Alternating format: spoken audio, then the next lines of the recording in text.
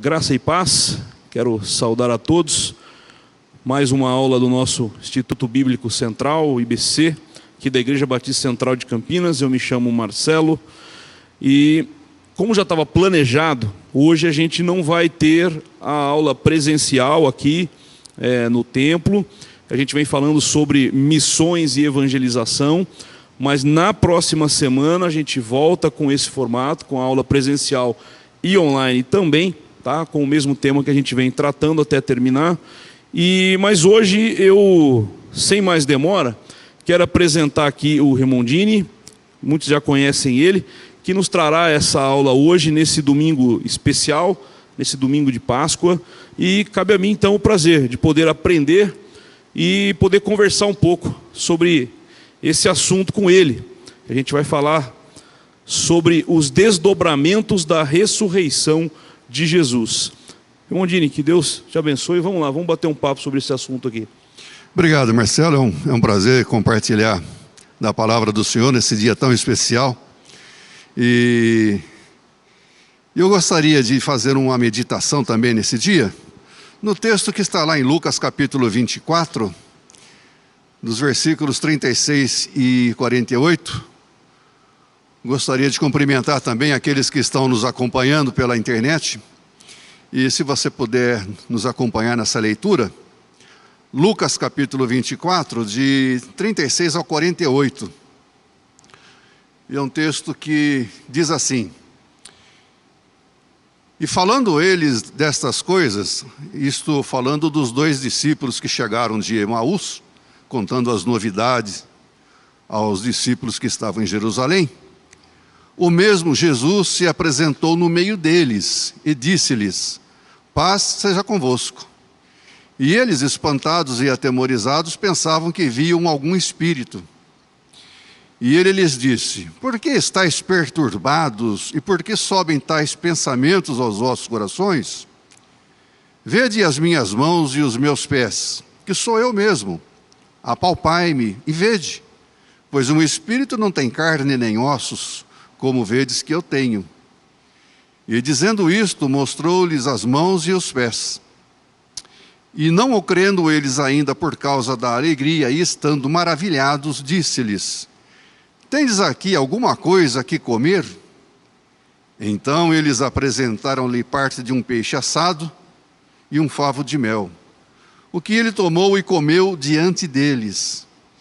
E disse-lhes: São estas as palavras que vos disse, estando ainda convosco, que convinha que se cumprisse tudo o que de mim estava escrito na lei de Moisés, e nos profetas e nos salmos.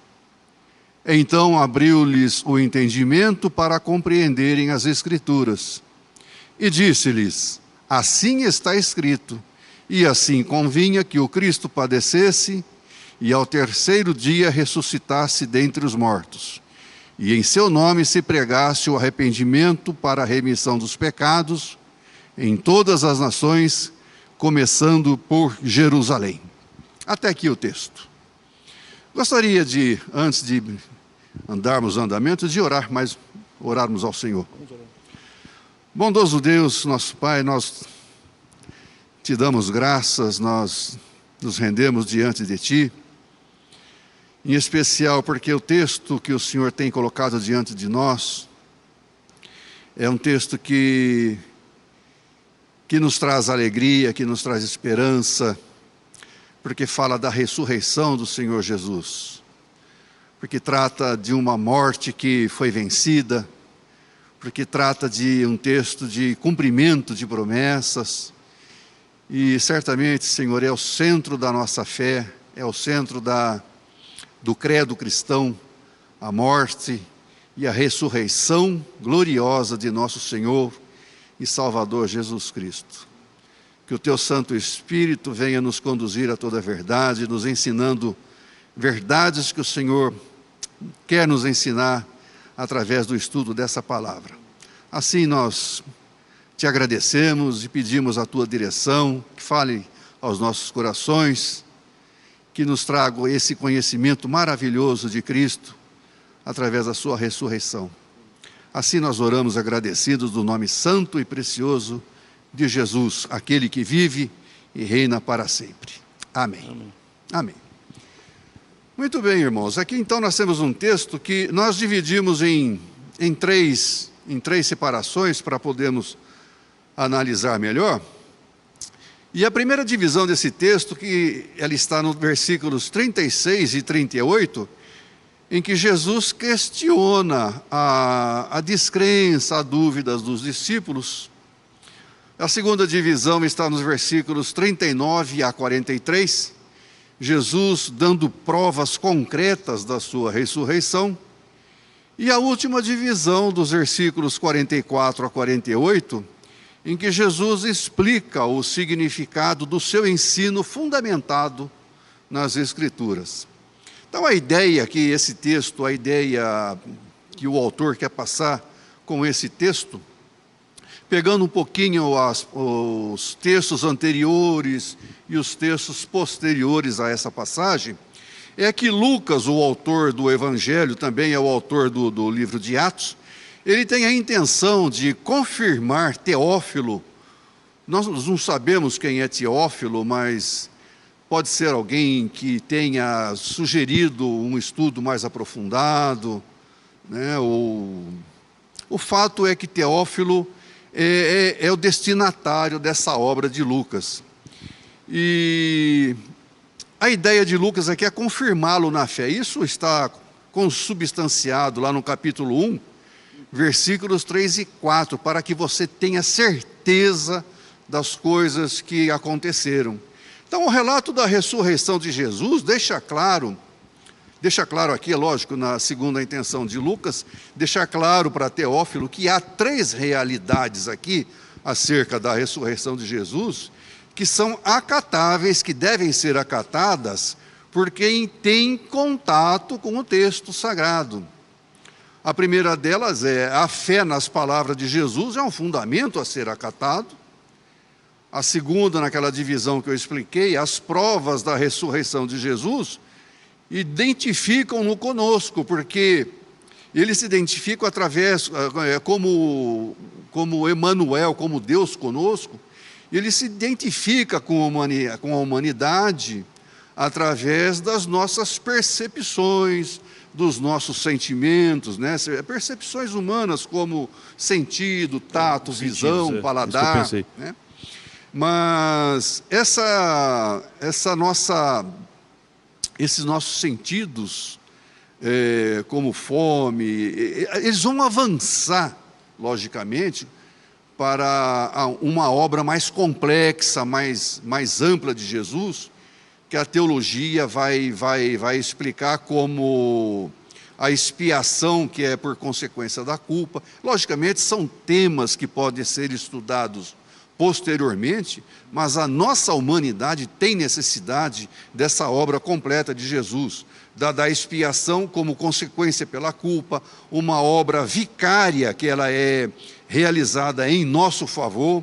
Ela é substitutiva também, porque ela foi realizada em nosso lugar. A crucificação de Cristo é, na verdade, a nossa crucificação.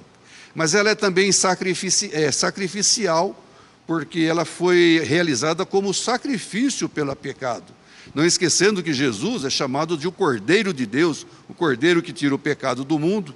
Mas também uma obra expiatória, porque ela foi realizada como consequência da nossa culpa, mas também uma obra propiciatória, porque ela satisfaz as exigências de Deus no tocante à sua santidade e justiça. E ela é redentora, porque ela nos resgata por meio de um pagamento. Que pagamento? O pagamento que havia sido realizado 3 dias atrás, naquela sexta-feira.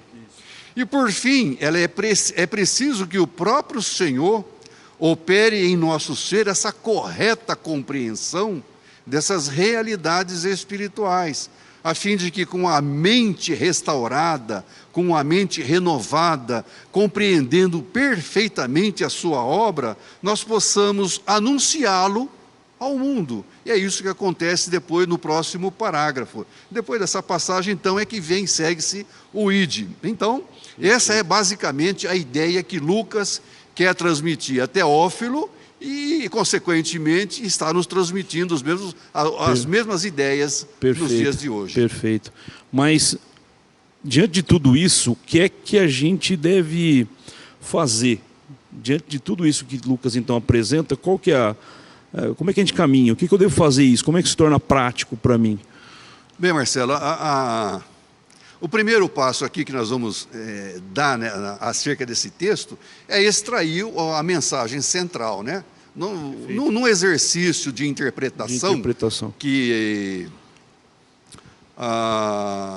as regras de interpretação chamam de hermenêutica e exegese, a gente faz esse exercício e procura extrair a mensagem central. E a mensagem principal que ele quer transmitir aqui é a seguinte: eu fiz uma mensagem simplificada, bem simplesinha, mas é a seguinte: a ressurreição de Jesus confirma as promessas de Deus em restaurar todas as coisas.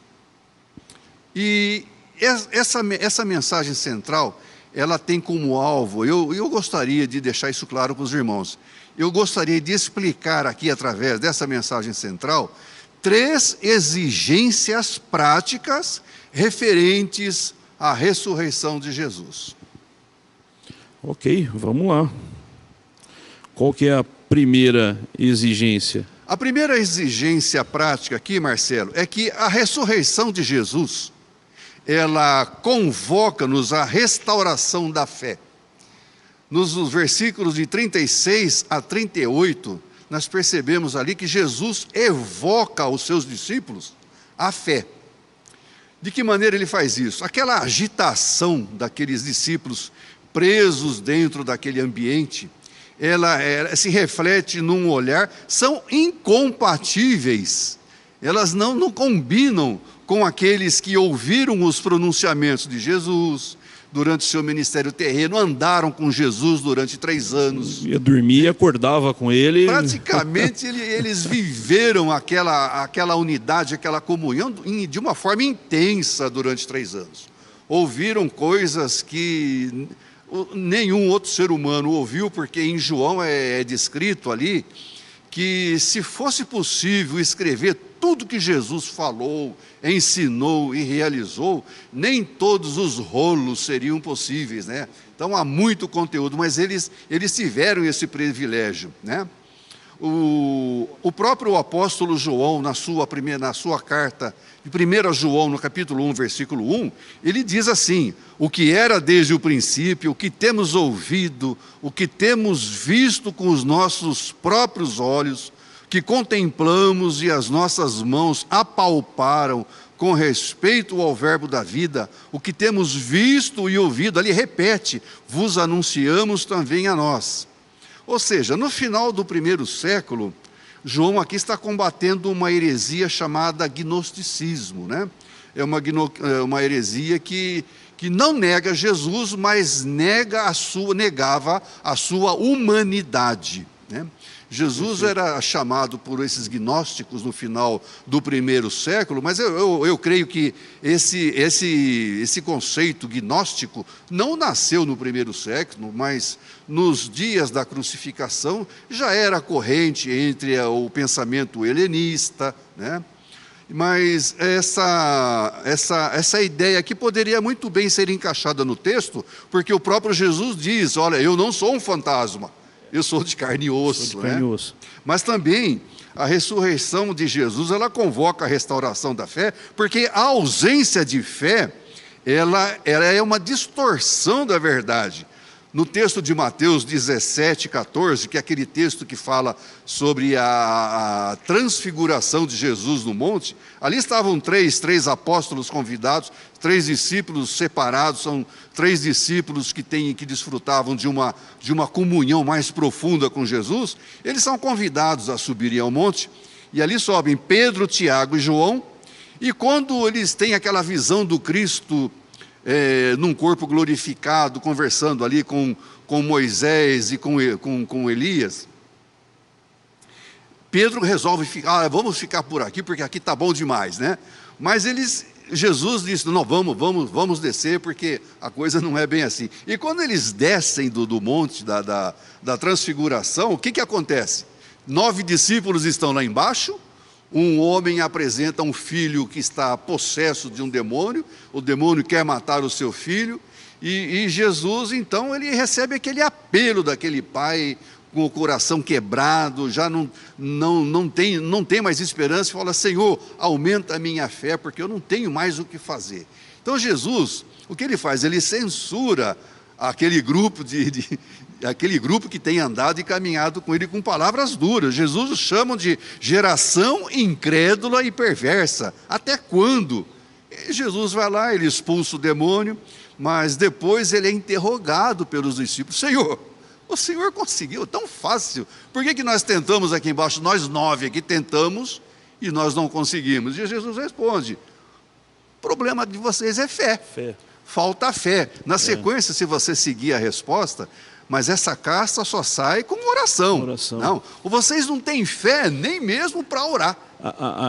Acho que dá para traçar um paralelo um pouco com a gente, com muitas igrejas. O público que frequenta a igreja regularmente ouve a mesma coisa regularmente, mas nos momentos de provação, os momentos em que ele precisa demonstrar na prática a sua fé, ele não sabe o que fazer, ele derrapa completamente.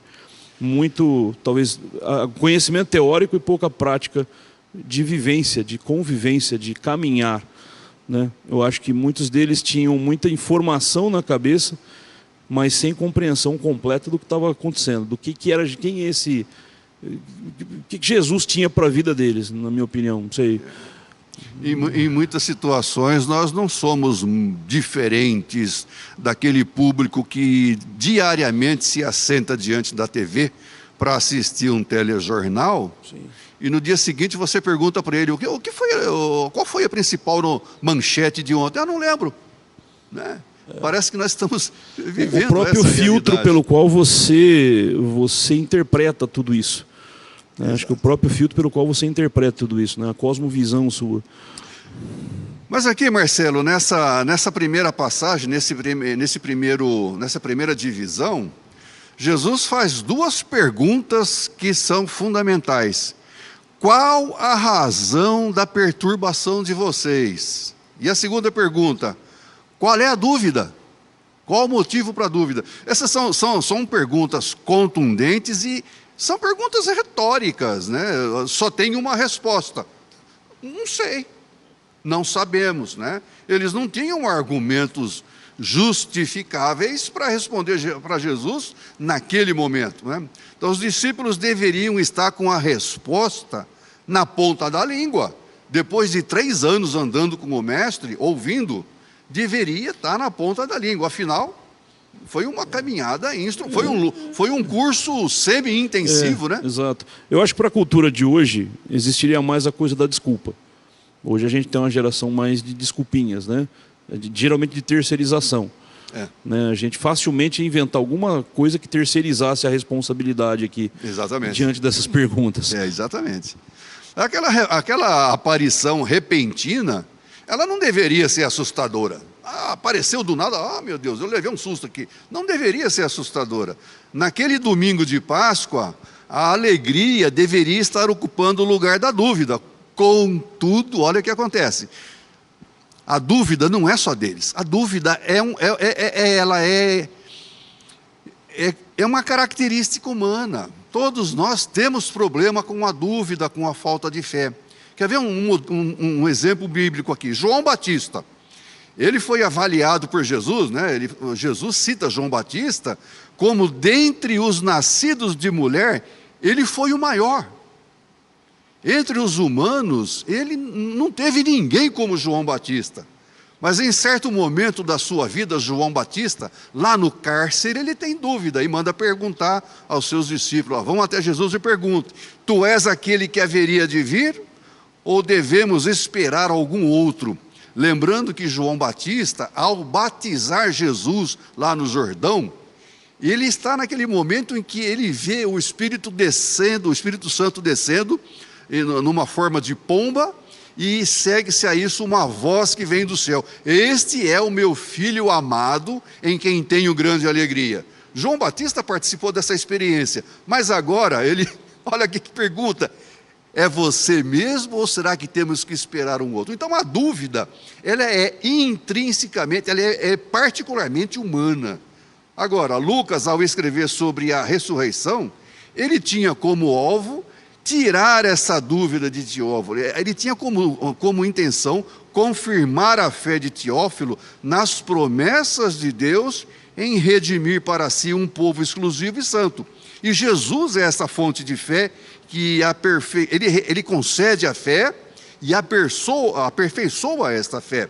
Esse texto nós podemos ler em Hebreus 12, versículo 2. Ele é o autor e consumador da fé, né? Agora, respondendo à pergunta, o que eu devo fazer com essas informações? Tá legal, já ouvi, já compreendi, e agora, o que eu faço com tudo isso? Bom, vamos lá. A morte e a ressurreição de Jesus, ela constituem o tema central da nossa fé. Nada mais é tão importante. Se você tirar a cruz e o túmulo vazio, você acabou com o cristianismo. Eu poderia até colocar mais uma pergunta nisso.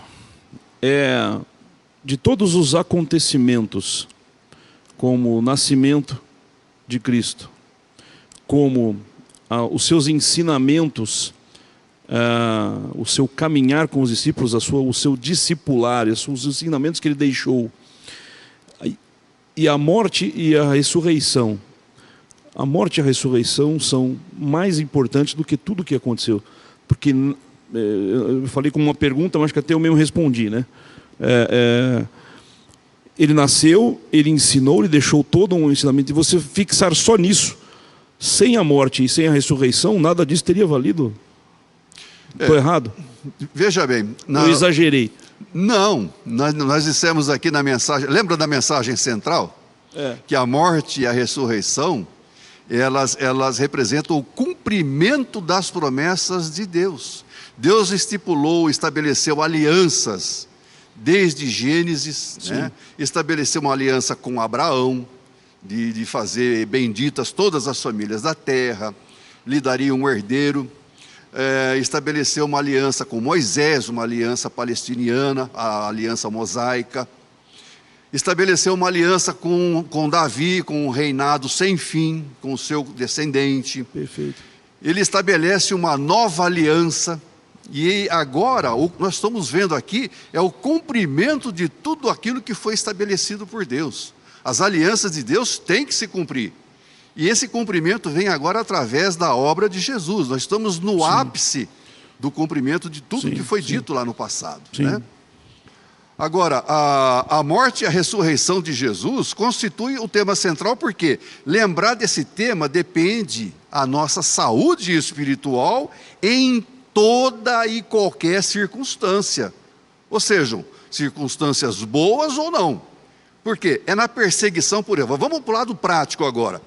É na perseguição de um chefe no trabalho, ou de um professor lá onde um jovem está estudando, um jovem cristão está estudando, que alguém descrente passe a combater a sua fé, né? A lembrança da ressurreição de Jesus deve trazer renovação nessa fé que ele declara, né? A minha fé não é vazia, não é.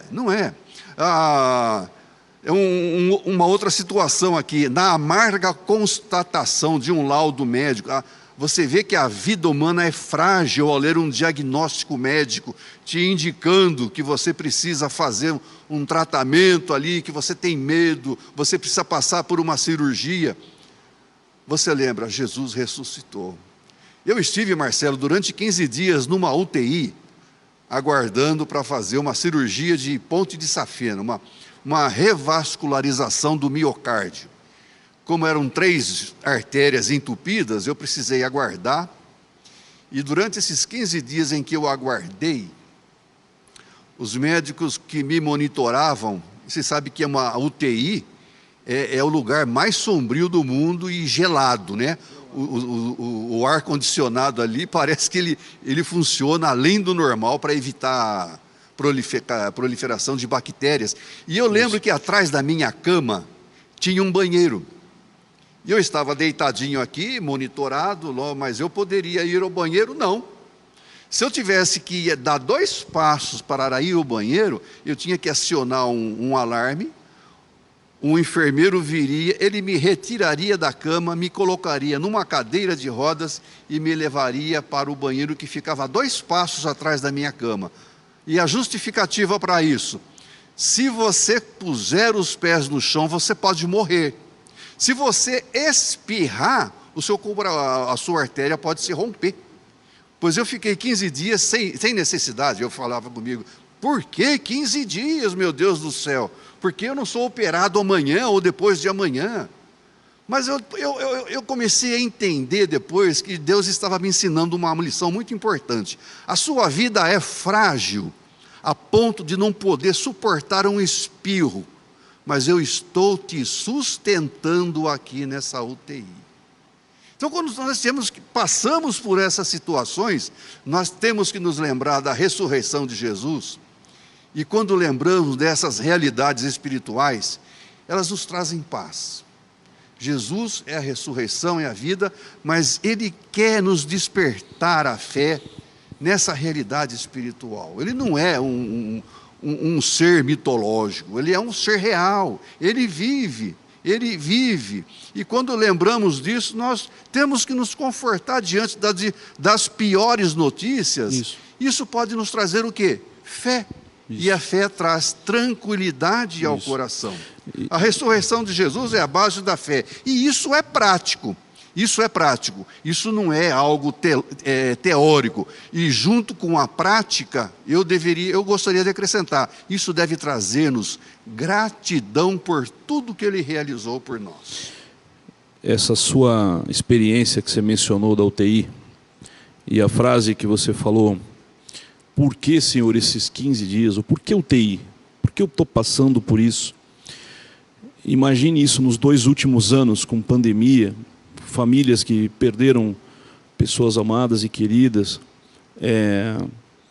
ou sejam as doenças que forem. Eu perdi meu pai de câncer há quase 20 anos atrás, e a gente talvez consegue ter essa identificação com o que esses discípulos tiveram. Ver se eu consigo explicar. Eles começaram aquela semana num auge, num ápice espiritual. Eles entraram em Jerusalém, a cidade parada, recebendo Jesus em louvores. Eles devem ter olhado para Cristo assim e falaram assim: agora a gente conseguiu o que a gente tanto sonhou. Chegou o dia. Eles deviam estar arrepiados, eles não dormiam à noite. Né? Era um negócio fabuloso. É nós. Aquela semana para eles até então estava sendo maravilhosa. E Jesus falou então que vai acontecer isso, que vai acontecer aquilo. Eles não estavam dando atenção para nada, eles estavam atenção só para a festa. A vida deles espiritual estava assim no ápice. Eles acharam que era aquilo ali mesmo. Iam vencer os romanos, os fariseus, ia acabar tudo aquilo. De repente ele é preso, torturado, morto. E eles, se não cuidassem, eles iam junto, porque eles estavam sendo vistos com Jesus. Então eles estão escondidos, trancados dentro do lugar com medo. Eles acompanharam a crucificação à distância. Não houve uma identificação com a dor daqueles pelos quais eles estavam ali há poucos dias atrás, 2, 3 dias atrás, encostado no ombro dele. Essa foi a transformação que aconteceu de uma sexta-feira para um sábado, para um domingo de manhã. A frustração que eles estavam passando pelos planos que fizeram foi enorme. Veja, você mencionou a cruz há pouco, e eu diria, nenhum deles podia imaginar que o Messias pudesse morrer. O Messias que morre, a cruz era uma desilusão enorme para eles, Remondini.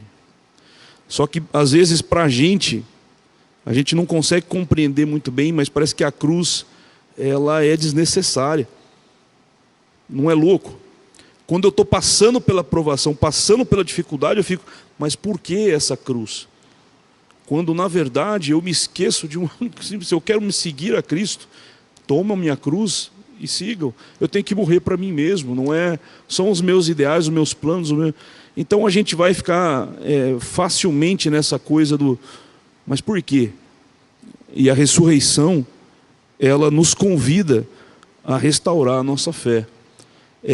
É aquela coisa parece antagônica, né? os paradoxos da palavra de Deus.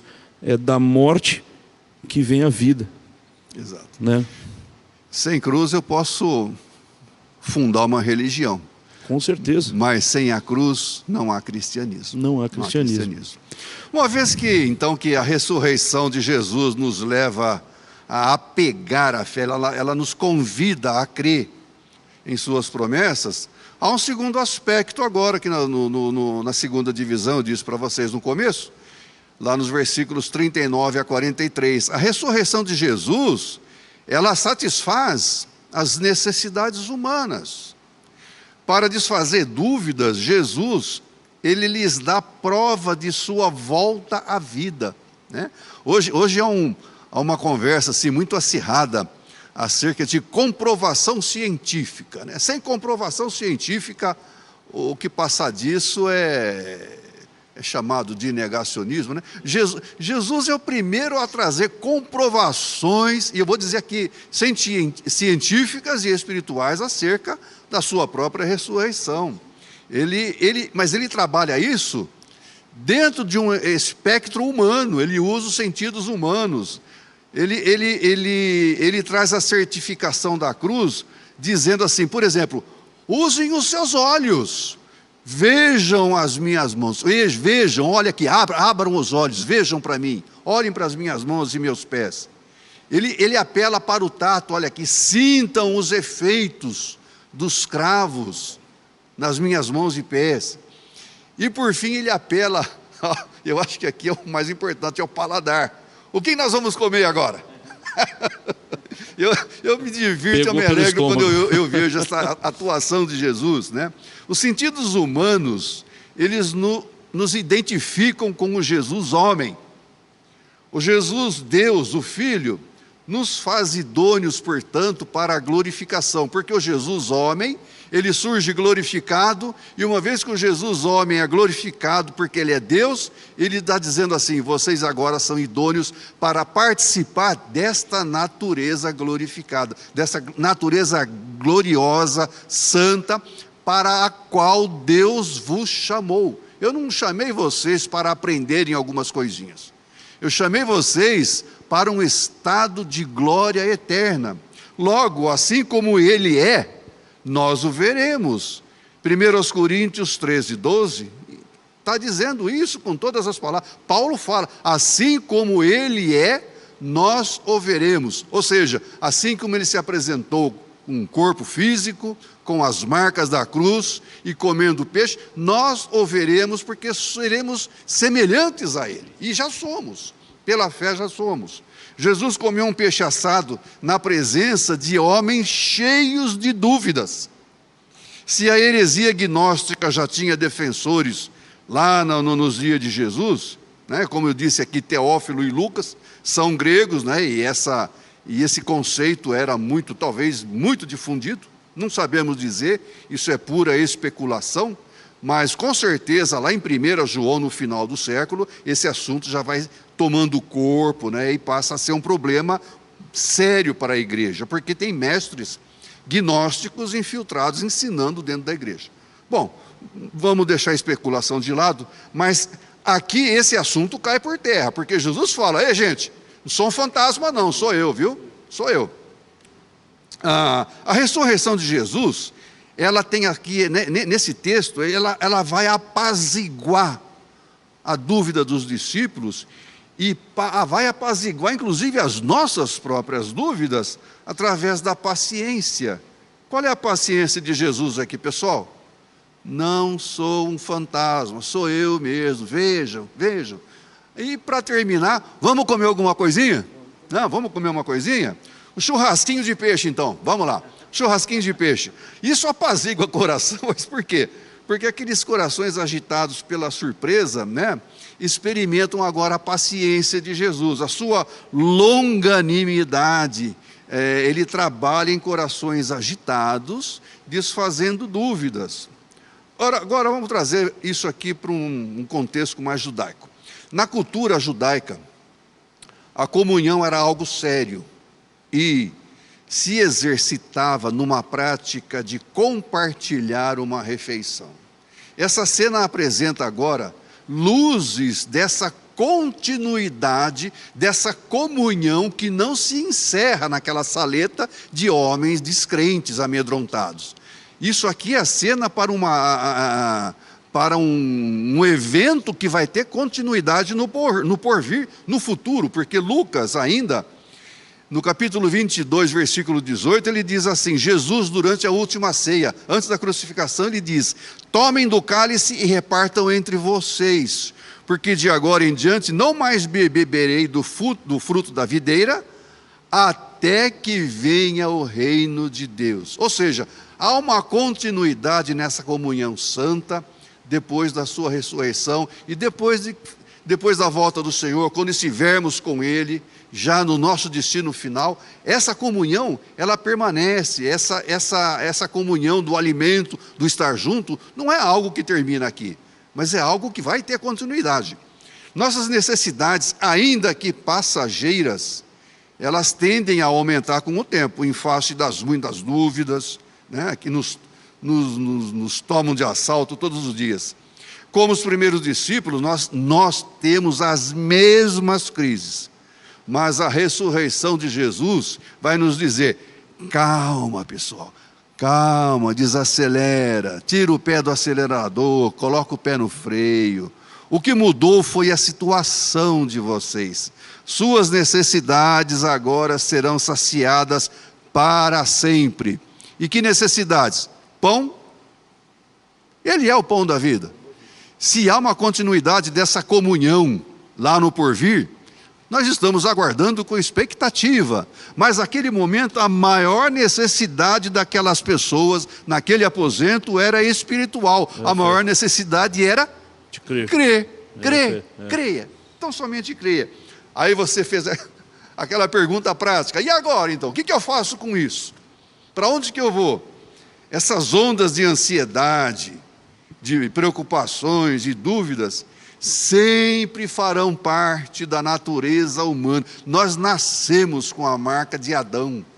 Nós nascemos com as marcas do pecado. Ansiedade, preocupações, dúvidas, elas sempre vão andar conosco. Não tente tirar isso, porque você faz parte, elas fazem parte de você, fazem parte da nossa essência, mas tem um antídoto. Lembre-se, Jesus ressuscitou.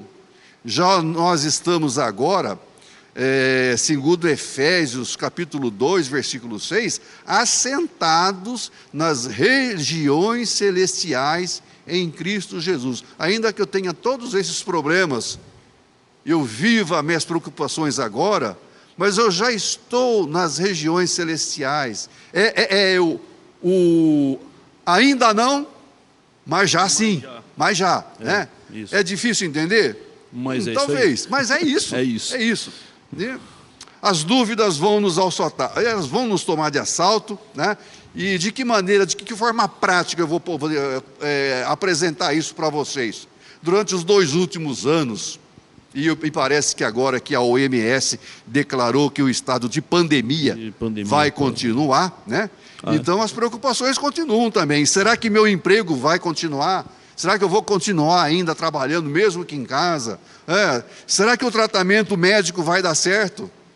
Será que o meu filho vai voltar para a igreja? Ele se desviou faz tantos anos. Ah, meu Deus, como eu tenho orado por ele. Não, aquela impaciência, aquela dúvida. Mas creia, o Jesus ressurreto, ele continua chamando os seus eleitos pelo nome e continua sustentando em todas as suas necessidades. Porque ele é o Senhor, Criador e sustentador de todas as coisas. O nosso Salvador vive. Então, calma, descanse. Paulo gastou um capítulo inteiro na primeira carta aos Coríntios, o capítulo 15, para falar da ressurreição, para ensinar sobre a ressurreição. E para dizer bem que de fato, Cristo ressuscitou dentre os mortos. E no texto de 20 a 25, ele fala: sendo ele as primícias dos que dormem, visto que a morte veio por um homem, também por um homem veio a ressurreição dos mortos. Porque assim como em Adão todos morrem, assim também todos serão vivificados em Cristo.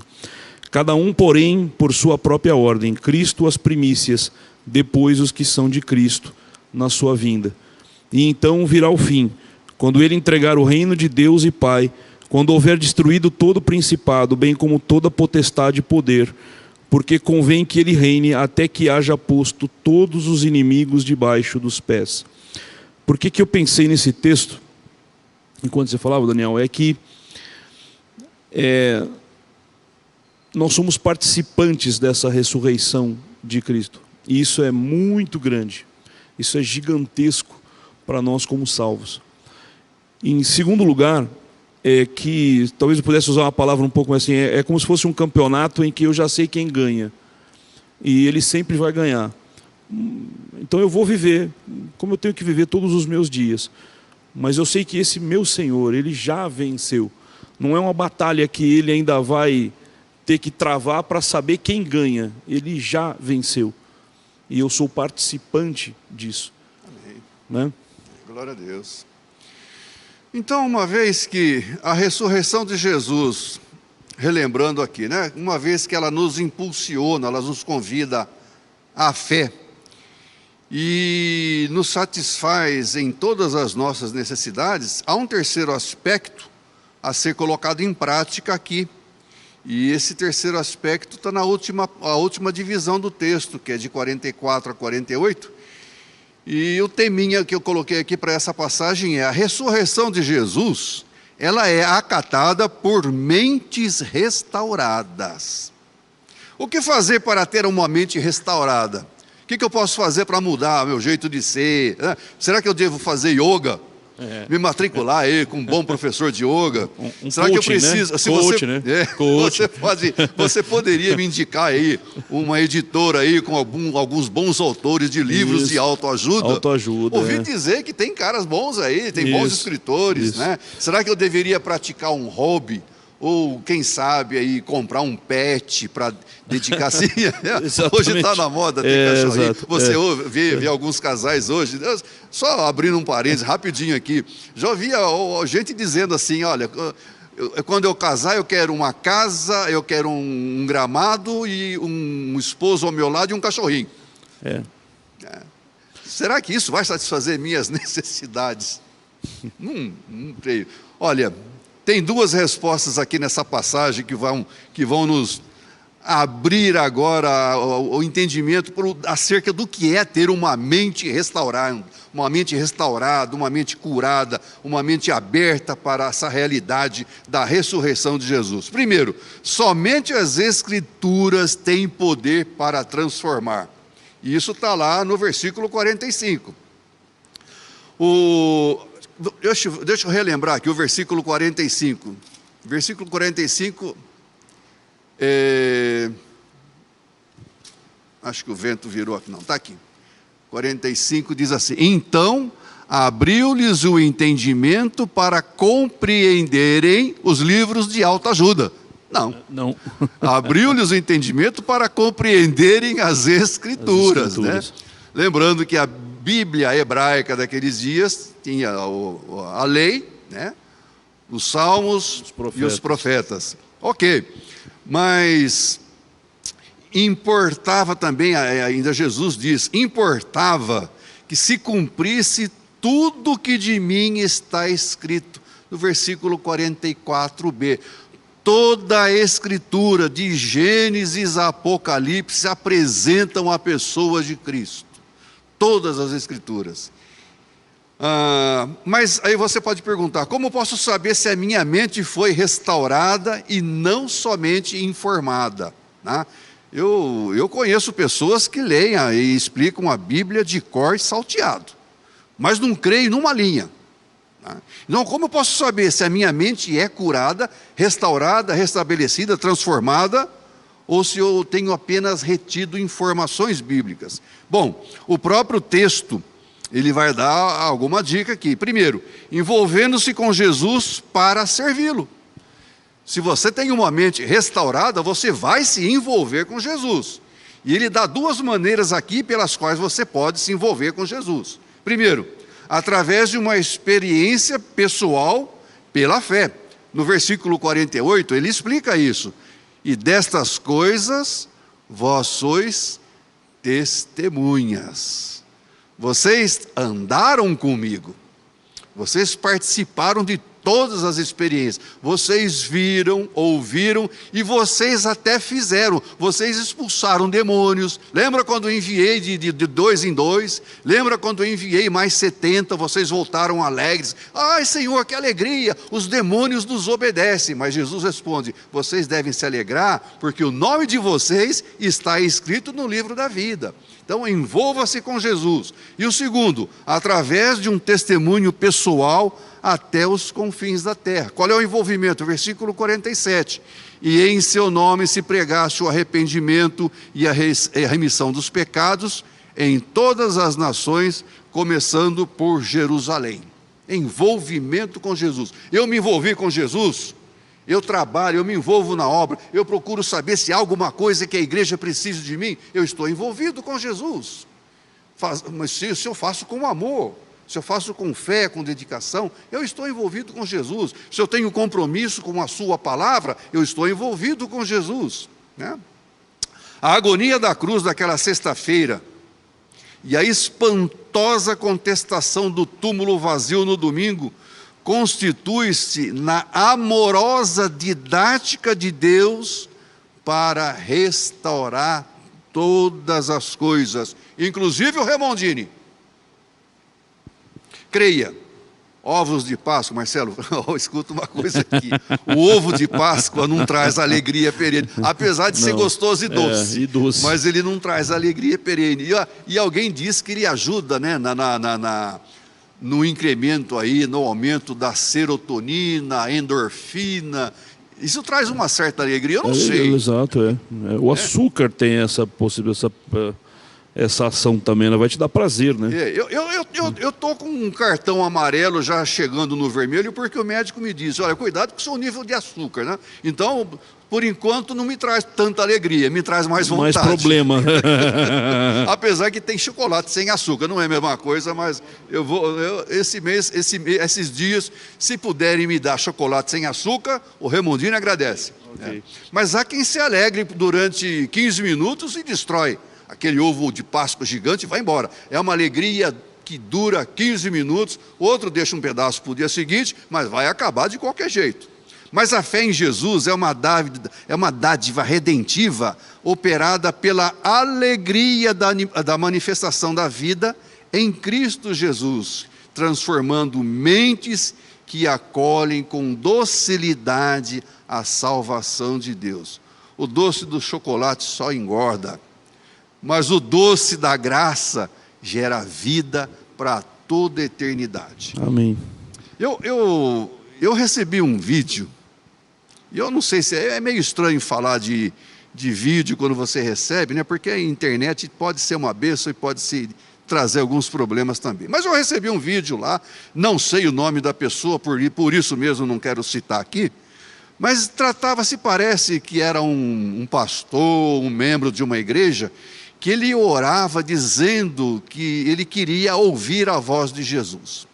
Isso diz lá no videozinho dele lá, que ele orou insistentemente, querendo ouvir a voz de Jesus. Ele chorou, ele clamou, ele rolou, né? Mas num dado momento daquela oração, o telefone dele começa a vibrar no bolso. E ele, todo irritado porque a oração precisou ser interrompida, ele sai do templo e vai lá para fora. Quando ele abre o celular, no identificador de chamada não tem um número, estava tudo em branco. Mesmo assim, ele pôs no ouvido e falou: alô, todo nervoso. E do outro lado da linha responde: alô, aqui é Jesus. Bom, eu não ri, tá? Eu não ri porque isso aí eu acho que é o caso até de chorar. Mas cada um ouve o que quer, né? A mente restaurada ama a palavra do Senhor. Você não pode ouvir Jesus a não ser através da sua palavra. As letras, eu gosto daquelas Bíblias antigas, né, que quando tem os textos em que Jesus fala, tem as letras em vermelho. Não sei se você é dessa época. Sim, as palavras de Jesus, sim. Quando você ama Jesus, você quer ouvir, você quer ver, você quer ler as letras em vermelho. Letras em vermelho. Eu quero ouvir os ditos, os conselhos, as parábolas. Eu quero ouvir Jesus falando, né?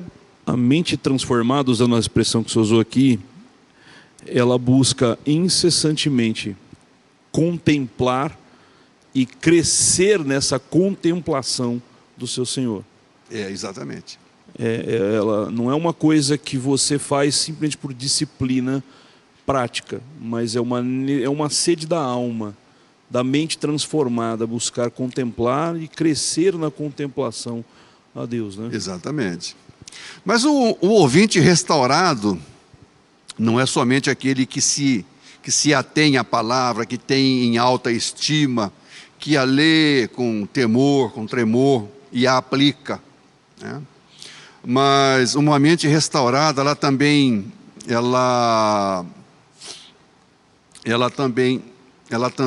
vai cumprir o ID de Jesus. Ela não vai ficar apenas no conhecimento. O ouvinte restaurado, ele é também um animado comunicador das boas novas. É alguém que testemunha com alegria. Por que razão? Porque participa da ressurreição de Cristo. Você citou agora há pouco Paulo em 1 Coríntios 15. Isso. Eu tenho uma tradução que eu gosto muito na King James atualizada, em que diz assim: Cristo ressuscitou dentre os mortos, sendo ele o primeiro dos frutos dentre aqueles que dormiram. Ou seja, Jesus, ele ressuscita porque eu tenho certeza que a minha ressurreição está já aguardada, já está a caminho. Não sei quando, mas eu sei que assim como ele ressuscitou, nós também ressuscitaremos com ele. A igreja participa da sua glória em corpos glorificados, tá? Quem pensa em vida eterna, assim como uma auréola sobre a cabeça, um par de asinhas tocando uma lira, né, como anjinhos voando, está precisando conhecer mais sobre esse futuro, sobre essa escatologia, né? Não é isso que o texto diz. Não é isso que o texto diz. A nossa salvação é integral. É o homem interior, mas é o corpo também. Sim. A salvação é completa. Isso é um privilégio a quem teve a sua mente restaurada pelo poder de Deus. E mentes restauradas, Marcelo, não vão aceitar os embusteiros, não vão aceitar aqueles que pregam bizarrices, que inventam modas em nome de Deus. Por quê? Porque as suas percepções passaram pela santificação da palavra de Deus. Lembra que Jesus orou: Pai, santifica-os na tua palavra. A tua palavra é verdade. Santifica-os. Mentes restauradas testemunham pela fé do horror da cruz, mas também da alegria da ressurreição.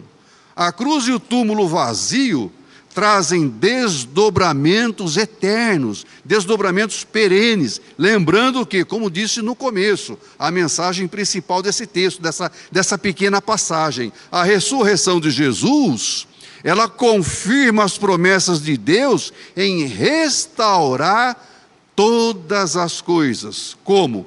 Elas nos chamam à fé, satisfazem as nossas maiores necessidades, de que é produzir fé, a nossa fé no Cristo ressurreto, um Cristo que satisfaz necessidades físicas e espirituais, mas restauram a mente pela sua palavra. As Escrituras nos dão o norte, a direção a seguir. Jesus sendo anunciado ao mundo por quem teve uma experiência com ele. Então só pode, Marcelo, só pode testemunhar. E como nós aqui estamos numa situação excepcional, quebrando o nosso ciclo de aula sobre missões, mas só pode participar desse grande evento chamado Obra Missionária quem teve a mente restaurada pelo Senhor Jesus. Verdade. E esse evento da ressurreição é extremamente relevante, porque é prático nesse sentido. Sim, sim. Muito bem. É isso aí. Muito obrigado. Eu só conseguiria... Não tenho muito mais que dizer, acho que depois de tudo que a gente ouviu aqui, mas que nesse dia, nesse domingo, que a gente está ouvindo tudo isso, eu falei 1 Coríntios 15 há pouco, eu faria uma aplicação em cima do versículo 17, que ele fala: se Cristo não ressuscitou, a fé de vocês, que vocês têm, é inútil, mas Cristo ressuscitou. De fato, Cristo ressuscitou. Então, a nossa fé é útil. Ela é útil para produzir transformação na nossa vida, mas transformação na nossa sociedade, no nosso mundo. Como mentes transformadas, como você diz, a fé que brota e que vem do Espírito Santo, que é fortalecida pelo Espírito Santo de Deus em nós, ela tem que produzir esses frutos úteis para a nossa sociedade. E eu acho que é isso que o cristão no dia de hoje precisa propagar. Cristo ressuscitou, Ele venceu a morte, o inimigo já está vencido. A gente sabe então o final dessa batalha, mas que em todas as lutas a gente saiba que Ele está conosco até o fim, é o que Ele nos prometeu. Não sei se você quer falar mais alguma coisa. Não, eu acho que essa é a mensagem. Muito bem. Jesus é a restauração e ela vai nos conduzir em fé, em vitória. Apesar de todas as circunstâncias, a nossa alegria está no Senhor, porque Amém. Jesus vive. Eu Amém. Gostaria, assim, encerrando essa participação, já agradecendo pela oportunidade e desejando aos nossos ouvintes que desfrutem de um bom domingo de Páscoa na presença do Senhor. Amém. E lembre-se, o nosso Redentor está vivo e essa viva está estendida a você que crê nessa palavra. Amém? Que Deus abençoe. Amém. E tenham todos um bom domingo de Páscoa. Um bom domingo de Páscoa. E no próximo domingo, estamos aqui novamente com a continuação do curso, Missões e Evangelização. E nos vemos então. Até mais. Obrigado.